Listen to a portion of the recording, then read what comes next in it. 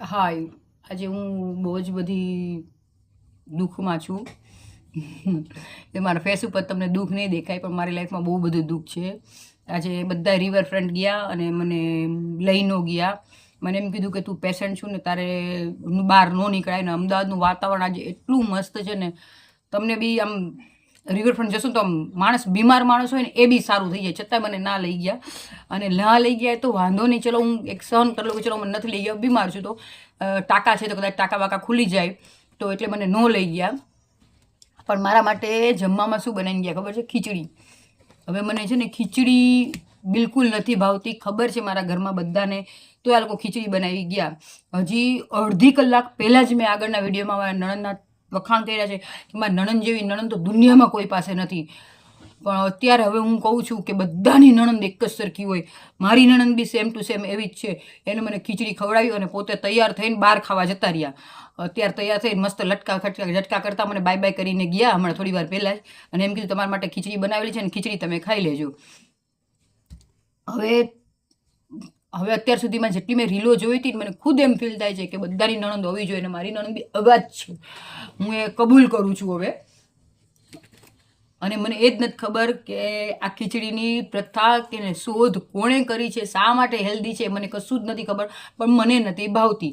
અને અમારા કાઠિયાવાડમાં તો કેવું છે ખબર છે કે કોઈ પણ વસ્તુ હોય ને તેમાં ખીચડી જ હોય.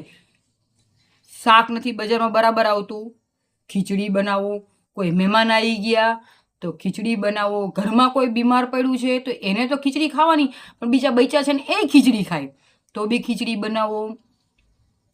આજે મૂડ નથી રસોઈ બનાવવાનું તો માણસોના બહારથી આવે જમવાના, અમારે તો મૂડ ન હોય રસોઈ બનાવવાનું તો ખીચડી બનાવવું. મતલબ કે ખીચડી છે ને જેમ અમારા નસોમાં બ્લડ હોય ને કાઠિયાવાડીમાં, એમાં હવે અમારા નસોમાં મને એવું લાગે ખીચડી હોય ને એવું લાગે છે. ખીચડી.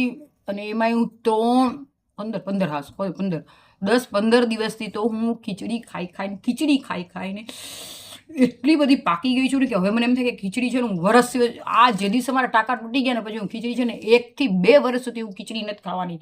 જેને ઘરમાં થાય ને કરી લેજો, પણ ખીચડી તો નહીં જ ખાવું. ઉપવાસ કરી લઈશ પણ હું ખીચડી નહીં ખાઉં. હું ખીચડીથી એટલી હદે કંટાળેલી છું. અત્યારે બધા રિવરફ્રન્ટમાં જલસા કરતા હશે અને મારે બેઠા બેઠા શું ખાવાનું? ખીચડી. જો કે હું હાથેથી જ ખાઉં છું એટલે જોઈને એવું ન થતા કે ભાઈ આ કેમ હાથે જ ખાય છે. મને જમવા બધું દરેક વસ્તુ હું હાથેથી જ જમું છું. એના માટે મારે તમને બધાને એક કહેવું છે કે મહેરબાની કરીને કોઈ બીમાર હોય તો એને સારું સારું ખવડાવો, સારી સારી વાનગી બનાવીને ખવડાવો. એને ખીચડી ના ખવડાવતા.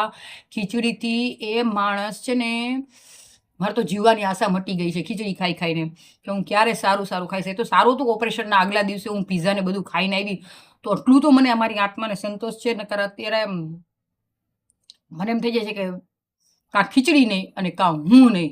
એટલી હદે આ ખીચડીથી કંટાળેલી છું. પણ અત્યારે હું તો રહીશ પણ ખીચડી નહીં રહે, મતલબ કે ખીચડી મારા પેટમાં જતી રહેશે. હવે મારે રાતે નણંદ આવે ને એટલે બરાબરનો ઝઘડો કરું અને એનો વારો કાઢું. જોઈએ અમારા નણંદાજબેન ખીચડી ખવડાવી છે ને, અને બપોરે સાંજે રાત્રે 3 ટાઈમ ખીચડી ખવડાવું. અને એમના સાસુને કહેવા માંગુ છું કે મારા નણંદ તમારા ઘરે પાછા આવે ને એટલે એને સવાર બપોર સાંજ 3 ટાઈમ ખીચડી જ ખવડાવ્યું. એક દિવસ વઘારેલી ખીચડી, એક ટાઈમ પેલી સાદી ખીચડી, એક ટાઈમ વેજીટેબલ વાળી ખીચડી, એવી રીતે સવાર બપોર સાંજ 3 ટાઈમ ખીચડી ખવડાવું છું. ચલો બાય બાય, ખીચડી ખાઈ લો.